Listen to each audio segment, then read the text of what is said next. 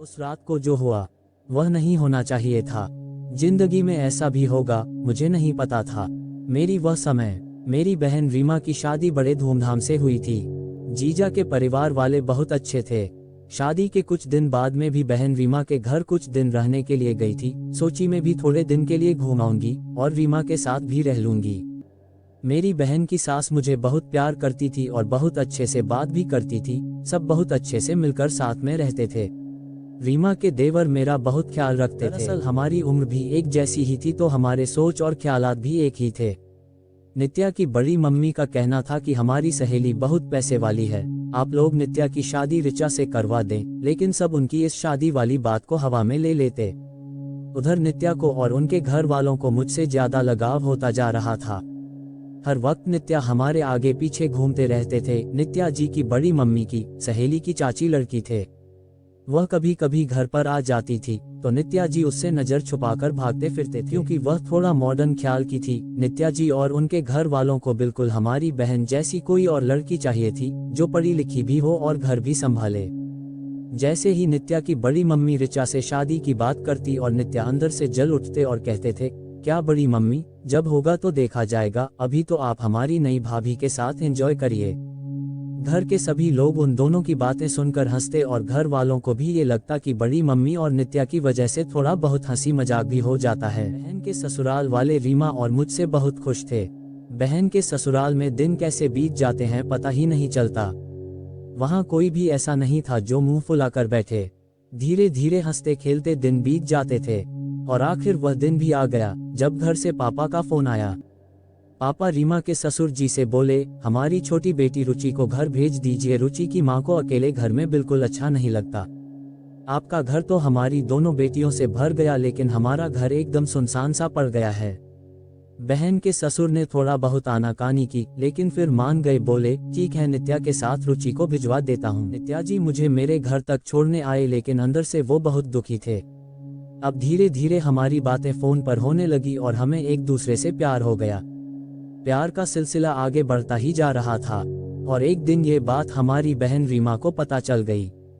बहन इस बात का बुरा ना मानते हुए एकदम खुश हो गई और बोली कि कुछ दिन बाद घर वालों से बात करेंगे शादी के बारे में।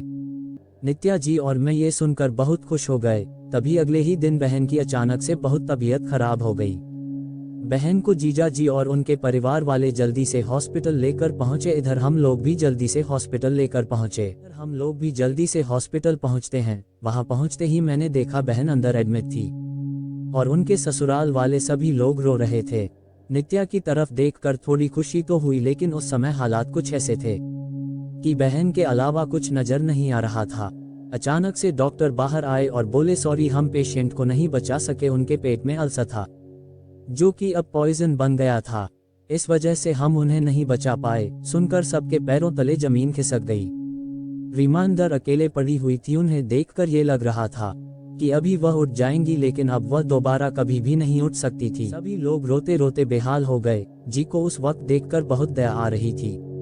मैं तो एकदम सुन्न पड़ गई थी। ना किसी को चुप करवाने की हिम्मत थी और ना ही रोने की। हमें नहीं पता था कि बहन को अचानक ऐसा कुछ भी हो जाएगा। घर आकर बहन का दाह संस्कार हुआ और उनके लिए पूजा पाठ भी करवाया गया। धीरे धीरे सब उनके बिना जीना सीख रहे थे, लेकिन जीजाजी की हालत किसी से भी नहीं देखी जा रही थी। इधर मेरे और नित्या जी के प्यार का फूल खिलता, उससे पहले ही रीमा किसी को कुछ बताए बिना ही चली गई। मेरे पापा बहन के ससुर जी से बोले, अब मुझसे दामाद जी की हालत देखी नहीं जाती, मैं रुचि से दामाद बाबू की शादी करवा दूं। ये सुनकर इस बात में सबने हामी भर दी, पर नित्या जी और मैं वहां से भागते भागते अपने कमरे में चले गए और घर वालों की बात याद करके हम दोनों खूब रोए। परिवार के आगे हम दोनों मजबूर हो गए। मेरी शादी जीजा जी से हो गई। ना मैं कुछ बोल पाए और ना नित्या जी, बस जो हमारे साथ हो रहा था उसे होने दे रहे थे। शादी की पहली रात जीजा जी रूम में आए तो मैं एकदम डर गई। आखिर करती भी तो क्या करती, लेकिन शायद परिवार की वजह से जीजा जी शादी कर तो लिए, लेकिन वह मुझे बहन की जगह कभी नहीं देना चाहते थे। बेड से अपना तकिया उठाया और बालकनी में सोने चले गए। दिन ऐसे ही बीतते गए। कुछ दिन बाद जीजा जी अपनी डायरी लेकर बालकनी में गए। इसमें रीमा की यादें बसी हुई थी। वह सोचे कि इस डायरी को पढ़कर मैं अपनी पत्नी की यादों को फिर से जी लूंगा। उन्होंने जैसे ही डायरी खोली उसमें एक लेटर था जो बिल्कुल डायरी के पहले पन्ने से चिपका हुआ था। उन्होंने सोचा, ये क्या है, लाओ इसे खोलकर देखता हूँ। जब उन्होंने लेटर खोला तो बहन रीमा ने हमारे और नित्या के बारे में सारी बातें लिख डाली थीं। कि मुझे ऐसा फील हो रहा है कि मैं ज्यादा दिन तक नहीं जी पाऊंगी और आप बाहर हैं तो शायद आपके आने तक इस दुनिया में मैं नहीं रह पाऊं। इसलिए मेरी आखिरी ख्वाहिश है कि देवर जी की शादी मेरी बहन से हो जाए और आप मेरी यह आखिरी ख्वाहिश जरूर पूरा कीजिएगा। डायरी पढ़ते समय जीजा जी की आंखों से आंसू निकलने लगे और वह तुरंत ही नित्या को मेरे कमरे में ले आए और हम दोनों से सारी बातें कहने लगे कि क्यों तुम दोनों ने मुझे एक बार भी नहीं बताया कि तुम दोनों एक दूसरे से प्यार करते हो। उस वक्त मैं और नित्या जी रोए जा रहे थे, हमारे मुंह से कुछ बोला ही जा रहा था। अगले ही दिन जीजा जी ने पूरे घर वालों को ये बात बताकर मुझे तलाक दिया। पंडित जी से एक अच्छी डेट पूछकर हम दोनों की शादी करवा दी। आज जीजा जी हम दोनों को एक साथ देखकर बहुत खुश होते हैं। बहन का ससुराल अब मेरा भी ससुराल हो गया। पहले की तरह तो नहीं, लेकिन हद तक हमारा परिवार फिर से खुश रहने लगा। कुछ दोस्तों, ये कहानी एक सच्ची कहानी है। आपका इस कहानी को लेकर क्या विचार है? अपनी राय कमेंट बॉक्स में जरूर बताएं और इसी तरह कहानी रोज सुनने के लिए वीडियो को लाइक कर दीजिए, उस घंटी कभी ऑल सेट कर दीजिए ताकि हर आने वाले पिसलाइक्स वीडियो का नोटिफिकेशन सबसे पहले मिलेंगे। और ऐसे ही वीडियो देखने के लिए गुड इन स्टोरीज चैनल को भी सब्सक्राइब कर लें।